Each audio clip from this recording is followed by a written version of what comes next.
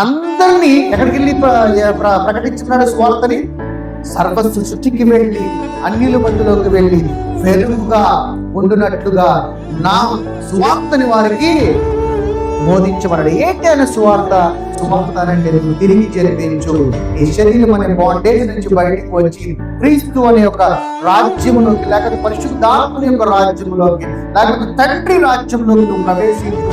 మా ఆత్మ కలగన ఆత్మగా నీవు ఆత్మగా తిరిగి జన్మిస్తే నీవు శక్తి కలిగి వెలుగుగా మాకులాగే ఉంటావని వాక్యము ద్వారా సెలవిస్తున్నాడు.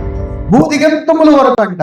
అంటే యేసుప్రభు ఏం చెప్పాడు? మార్క్స్ వార్త 16:15 సర్వ సృష్టికి వెళ్ళి సువార్తను ప్రకటించమన్నాడు. ఈ రోజున ఆ సువార్త ఈ రోజు మనం ఇక్కడ కూడి ఉన్నామంటే ఆ సువార్త ద్వారా మనం ఈ రోజున రక్షణార్థముగా ఉండినట్లుగా, మనం రక్షణ పొంది ఆయన ఆత్మ మనలో ప్రవేశించి అది వెలుగు కలిగిన వారమే మనం ఇక్కడ కూర్చున్నామంటే ఇది మనం సంఘముగా కూడుకున్నామా, ఆయన టెంపుల్ గా కూడుకున్నామా, లేకపోతే ఆయన ఇల్లుగా కూడుకున్నామా? ఎలా కూడుకున్నాము? ఇక్కడ సంఘముగా కూడుకున్నాము.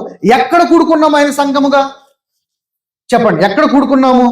ఎక్కడ ఇద్దరు ముగ్గురు కూడుకుని ఉన్న చోట ఆయన ఎక్కడ ఉంటా అన్నాడు? మన మధ్యలో ఉంటాడు. ఇలా కూడుకున్న దానిని దేవుడు ఏమంటున్నాడు? నా ఇల్లు అంటున్నాడు. ఇంట్లో ఎవరు కూడుకుంటారు? ఇంట్లో ఎవరు ఉంటారు? కుటుంబ సభ్యులు. ఇప్పుడు మనం ఎవరు?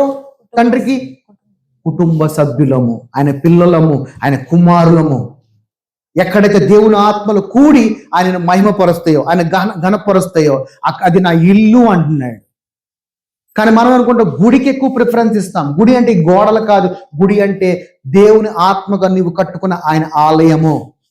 నువ్వు ఆయనకి నేను ఆలయమే ఉన్నా అనుకుంటున్నా, కాదు, నిన్నే ఆయన ఆలయముగా మార్చుకున్నాడు. ఎలా మార్చుకున్నాడు? ఆలయముగా. ఈ రోజు మన ఇక్కడ అందరూ కూర్చున్నాడు, ఆయన ఆలయంలో ఉన్నాడు. ఈ రోజున నేను నా కుమారుడు వచ్చి నీలో నివాసం చేస్తా అన్నాడు. నివాసం చేస్తున్నాడు లేదు మన హృదయంలో. ఆలయం అంటే నీ శరీరం కాదు, ఆలయం అంటే నీ ఆత్మలో కట్టుకున్నది. అలాంటి ఆత్మ నీ శరీరంలోకి, పరిశుద్ధత లేని నీ శరీరంలోకి దేవుడు ఎలా ప్రవేశిస్తాడు? దేవుడు ఎలా వస్తాడు?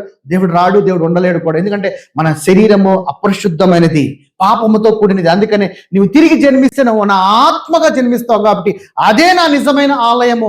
ఆ ఆలయంకి ఏ గోడ అక్కర్లా, ఏ సిమెంట్ అక్కర్లా, ఏ ఇసుక అక్కర్లా, ఆత్మతో ఉన్నది కాబట్టి ఆ ఆలయంలో నేను నివాసము చేస్తానంటున్నాడు. మరి ఈ రోజు నీ యొక్క ఆలయం ఆ విధంగా ఉన్నదా? నీ యొక్క ఆలయము అన్యుల మధ్యలోకి వెలుగుగా ఉన్నదా? వెలుగుగా ఉందా లేదా నేను నువ్వు ఒక్కసారిగా పరీక్షించుకో. ఒకవేళ ఆలస్యం అయితే నీ ఆలయాన్ని త్వరగా నీవు దేవుని ఆత్మగా మార్చు. నీలో దేవుడు తన యొక్క వెలుగుని వెలిగించడానికి దేవుడు సిద్ధంగా ఉన్నాడు. యెషయా